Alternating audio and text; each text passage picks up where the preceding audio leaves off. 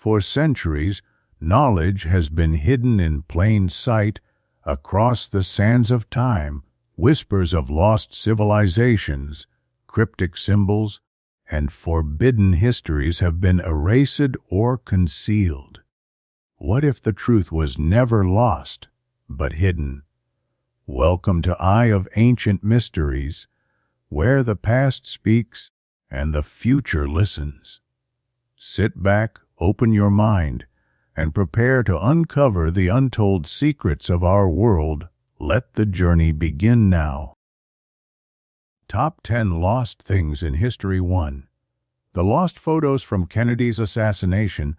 On November 26, 1963, President John F. Kennedy was fatally shot by a sniper, Lee Harvey Oswald, according to the official version. The event shook America and became the most discussed topic worldwide. During the subsequent investigation, the FBI and Secret Service seized all video footage and photos from the assassination site. Among the photos, they noticed a woman who seemed to be taking pictures the entire time, even after the shooting when most people were already lying face down on the ground. She was nicknamed Babushka because of her headscarf, resembling those worn by Russian grandmothers at the time. However, she was never identified, despite the FBI's requests for all photos and footage from that day. The ones taken by Babushka never surfaced. In 1970, a woman named Beverly Oliver claimed she was Babushka. In 1963, she worked as a singer and dancer at the Colony Club. The following year, she published memoirs recounting the events of the assassination day. Oliver said that after the assassination, 2 men, whom she believed were FBI or Secret Service agents, contacted her to develop her film, promising to return it, but never did. Whether Beverly Oliver really was Babushka remains controversial. Critics point out numerous inconsistencies in her story, including the camera model she claimed to have used, which reportedly did not exist in 1963. 2. The Damazidi Bell. For over 400 years, one of Myanmar's most sacred religious relics has rested at the bottom of the Monkey Point River in Yangon. The Damazidi Bell was made for the king in 1480 and is said to be the largest bell ever cast. Damazdi Forntuwan 2092 was the 16th king of the Hanthawadi Pigu Kingdom, southern Myanmar, and considered one of its greatest rulers. The bell was created following a census in 1480. The king's subjects returned not only with the population count, but also with 300 tons of coins. Outraged by unfair taxation, Damazidi decided to melt down the coins to cast a giant bell. The bell was cast on February 5, 1484. Despite astrologers warning that the date was inauspicious and the bell would produce a bad sound, the king proceeded and donated the bell to the Dagon Pagoda's modern Yangon. It was reportedly about 6 meters tall and 4 meters wide, made of silver, copper, and tin. The bell remained at the pagoda until 1608, when the Portuguese military leader and mercenary Felipe de Brito invaded Myanmar, stole the bell, and attempted to transport it by boat. The boat, overloaded with the bell, sank at Monkey Point. The bell is believed to be firmly lodged underwater. Some say it is visible during low water levels. Numerous attempts have been made to find and retrieve it, but visibility is poor and the riverbed is cluttered with 12 sunken ships. The most recent expedition using sonar detected an object partially visible underwater. likely the Damazidi bell. 3. The Rongorongo tablets of Easter Island. Easter Island is famous for its giant statues and extreme isolation. Located 600 km from Chile and 275 km from the Pitcairn Islands. But it also holds one of history's greatest mysteries, the Rongorongo tablets. French missionary Hugues Airaud landed on Easter Island on January 2, 1864, to evangelize. He noted in his diary that each hut contained wooden tablets or sticks inscribed with unknown glyphs. Airaud mentioned the tablets only once, and the discovery was mostly ignored. He left the island in poor health on October 11, 1864, returning as a priest in 1866 but dying 2 years later of tuberculosis. In 1868, the Bishop of Tahiti, Florentin Etienne Josson, received a gift from new Catholic converts on Easter Island, a small wooden tablet wrapped in a long braid of human hair and inscribed with glyphs. He instructed Father Hippolyte Roussel to collect all tablets and find locals who could translate them. Roussel managed to find only a few, but the islanders could not rid them. Airaud had seen hundreds just 4 years earlier, but what happened to the rest is unknown. European diseases and slave raids decimated the population. By the 1870s, fewer than 200 Rapa Nui people survived, likely with no one able to read the tablets. Only 26 texts survive today, half well preserved and considered authentic. 4. The treasure of Oamaru. In late March 1945, the Japanese cargo ship Oamaru received safe passage from Singapore to Tokyo, carrying 204 people and medical supplies. Although marked with a red cross and promised safe passage by Americans, the ship was torpedoed on April 1, 1945. Only one person survived. The U.S. submarine commander was dismissed and prosecuted, later fined $50 million in compensation claims. Rumors spread that the ship carried precious metals and art worth over $5 billion.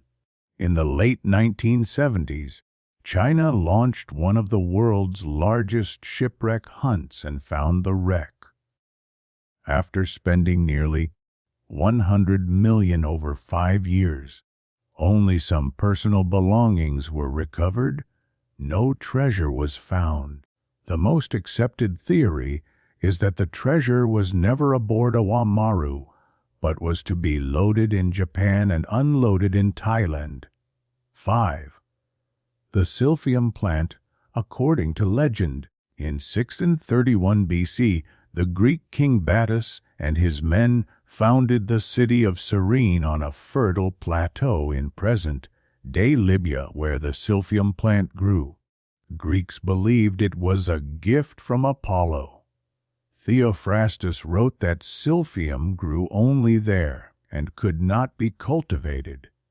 Pliny the Elder described it as having thick roots, a funnel-shaped fleshy stem, and parsley-like leaves. Silphium was highly valued in the ancient world for medicine and food. Its flowers were used for perfume, stems for food, and sap and roots for remedies treating coughs, sore throats, fever, digestive issues, cramps, muscle pain, and skin growths. It was also a popular contraceptive, likely causing abortion. Silphium was central to Cyrene's economy and appeared on its coins. Over-harvesting led to its extinction. By 49 BC, Julius Caesar noted it had not been seen in the wild for years. The last stalk was reportedly sold to Emperor Nero for gold. 6. The fossils of Peking man. Peking man Homo erectus pekinensis was discovered near Beijing in 1927 and lived about 500,000 years ago. considered a link between Neanderthals and Javanese humans. The fossils were studied by Davidson Black, Pierre Teilhard de Chardin, and Franz Weidenreich until 1941. The original fossils disappeared during WWI after being packed into wooden crates. Witnesses say the crates were stored for 2 days at the Medical University in Beijing, then taken by Dr. Trevor Bowen to the American legation 3 weeks before Pearl Harbor was bombed. Most believe the fossils ended up with American Marines, but no documentation exists, and they were never shipped aboard the USS President Harrison. One story tells of Christopher Janus, a Chicago broker, offering a $5,000 reward in the 1970s. A mysterious woman claimed her late WWI sailor husband brought home the fossils. She asked for $500,000 for them, but disappeared after Janus showed the photos to experts who could not confirm their authenticity. 7. The lost photos of the Normandy landing on June 6, 1944. Soldiers of the 16th Regiment of the 1st Infantry Division landed on Omaha Beach. Among them was Robert Capa, the famous war photographer for Life magazine. Capa took 106 photos amidst heavy fire, getting closer than any other photographer. He was evacuated safely. In England, eager to develop the photos, the technician dried the film too quickly, melting the emulsion on all but 10 frames. These few photos became iconic. Afterward, Capa vowed never to risk his life for war photography again. 8. Greek fire. Greek fire, believed to originate in the 7th century, was invented by Byzantine engineer Callinicus and first used against Arabs during the 6073 siege of Constantinople. Lord Jean de Joinville, a 13th century chronicler, described it vividly during the Seventh Crusade, saying it looked like a dragon flying through the air with a noise like thunder, illuminating the battlefield like day. Despite much speculation, no one has successfully recreated Greek fire. The Arabs developed a weaker version, but the original remains one of the most devastating weapons of its time. 10. The Library of Alexandria. The Library of Alexandria was one of the largest and most significant libraries in the ancient world. It flourished under the patronage of the Ptolemies and served as a major center of knowledge and learning. However, it is most famously remembered in history for its burning. Its loss was mourned for centuries, but who and why it was set on fire will probably never be known for certain. The mystery lies not in the lack of suspects, but in the abundance of them. Alexandria was founded in Egypt by Alexander the Great. His successor as pharaoh, Ptolemy I, established the museum, or the Royal Library of Alexandria, in 283 BC. It was a sanctuary of the Muses from which the word museum originates. The museum was a place of learning, featuring lecture halls, gardens, a zoo, and altars for each of the 9 muses, as well as a library that at one point housed over 500,000 documents from Assyria, Greece, Persia, Egypt, India, and many other nations. More than 100 people lived permanently in the museum conducting research, writing, giving lectures, or translating and copying documents. The first accused of destroying the Library of Alexandria is Julius Caesar himself. In 48 BC, he pursued Pompey to Egypt when his path was cut off by the Egyptian fleet near Alexandria. outnumbered and in enemy territory. Caesar ordered the ships in the harbor to be set on fire. The fire spread and reached the library of Alexandria. However, there is no written evidence confirming this. Caesar wrote about the fire, but made no mention of the library. According to a more widespread version, the library of Alexandria fell victim to the turbulent moods and shifting politics in Alexandria. Christians, Jews, and pagans lived in the city, and conflicts among them were frequent.